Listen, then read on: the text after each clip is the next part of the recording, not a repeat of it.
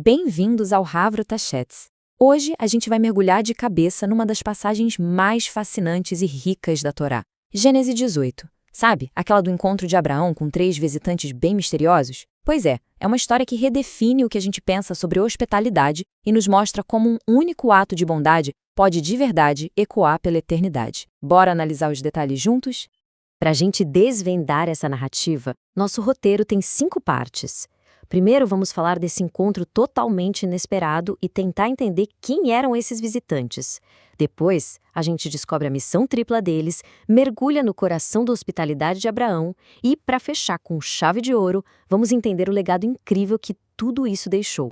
Então vamos lá. Imagina a cena. Nossa história não começa num palácio, num templo, nada disso. Começa debaixo daquele sol de rachar do deserto. Bem no pico do calor do dia, sabe? Um detalhe que parece pequeno, mas que a tradição nos mostra que é a chave para entender a grandeza do que está para acontecer. O texto já nos joga direto na ação. Abraão não só vê as 3 figuras.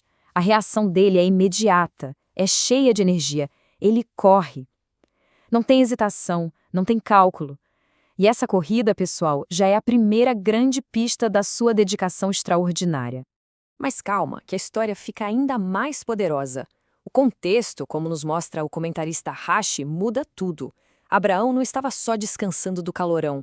Ele estava no 3º dia após a sua circuncisão, que é tipo um momento de maior dor. Isso transforma a corrida dele de um simples gesto de boas-vindas num sacrifício de uma força de vontade absurda. E aqui surge uma daquelas perguntas que fazem a gente coçar a cabeça. Se os visitantes já estavam ali, parados perto dele, por que ele precisou correr na direção deles?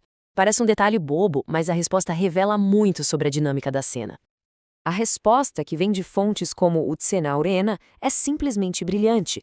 Os anjos, por puro respeito, estavam se afastando para não incomodar Abraão, então ele correu não só para recebê-los, mas para impedir que eles fossem embora. Foi um ato de hospitalidade proativa levado ao extremo. E essa interação toda nos leva a perguntar, mas afinal, quem eram esses visitantes? Beleza, já montamos o cenário. Agora, a grande pergunta: quem exatamente eram esses 3 homens que apareceram do nada na tenda de Abraão? A resposta abre uma discussão teológica fascinante. A tradição, articulada por comentaristas de peso como Ramban, é bem clara. Eles não eram viajantes comuns, eram anjos, malachim em hebraico, ou seja, mensageiros divinos que tomaram a forma humana para essa missão específica. Só que o texto fica ainda mais complexo. Quando Abraão se dirige a eles, ele usa a palavra Adonai. E aqui Rashi aponta uma dualidade. Adonai pode significar meus senhores, um jeito super respeitoso de se dirigir ao líder do grupo. Ou, e essa é a interpretação mais profunda, pode ser o nome sagrado de Deus. Nessa leitura, Abraão estaria pedindo a Deus para esperar um pouquinho enquanto ele cuida dos seus convidados. A hospitalidade era tão grande que ele pede a própria presença divina para aguardar. É impressionante.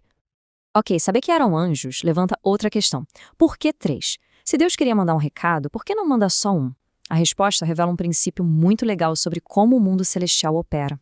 O princípio é simples e direto. Um anjo, uma missão.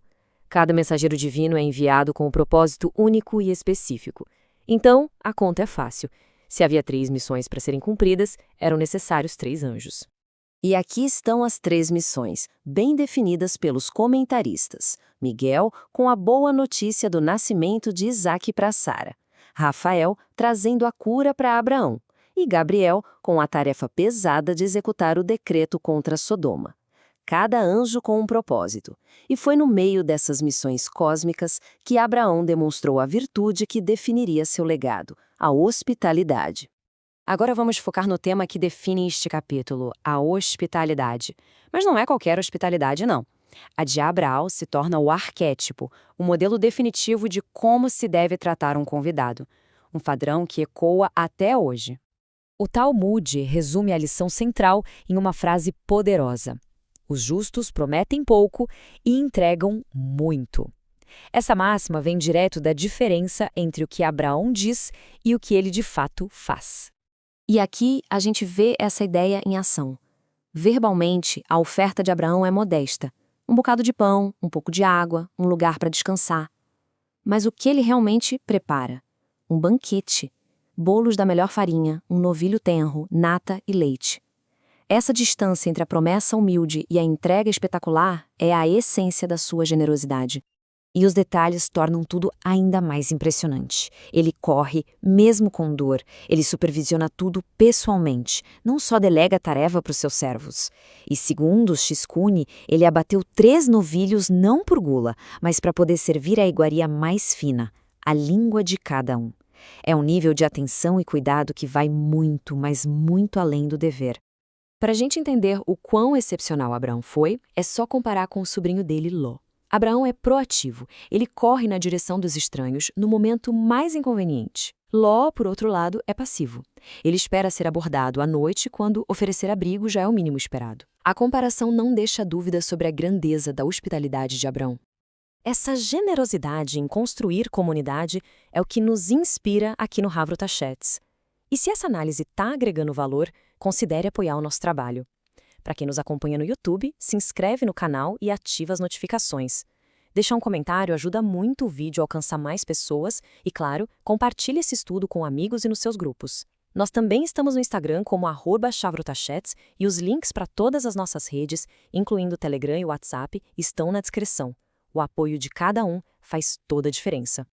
E finalmente chegamos às consequências, porque o ato de Abraão não foi só um gesto de bondade isolado. Ele desencadeou uma resposta divina com implicações que se estendem por toda a história. Para entender esse legado, a gente precisa conhecer um conceito teológico fundamental. Mida keneger mida, ou medida por medida. É a ideia de que a resposta de Deus reflete precisamente a natureza das nossas ações. Bondade gera bondade. Simples assim. E o Talmud aplica este princípio de forma impressionante a essa história. Ele afirma que cada ato que Abraão fez pessoalmente para os anjos, Deus, em troca, faria pessoalmente pelos seus descendentes ao longo da história. O cuidado pessoal de Abraão gerou o cuidado pessoal de Deus. É de arrepiar. Então, o ponto crucial é este. O banquete de Abraão foi mais do que uma refeição, foi um ato fundador. Ele estabeleceu um modelo, um pacto de bondade e reciprocidade que ecoaria por gerações, moldando a relação entre o divino e os seus descendentes. Isso nos deixa com uma pergunta para refletir.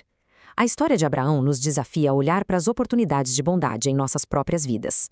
Que anjos podemos estar encontrando, talvez disfarçados de pessoas comuns?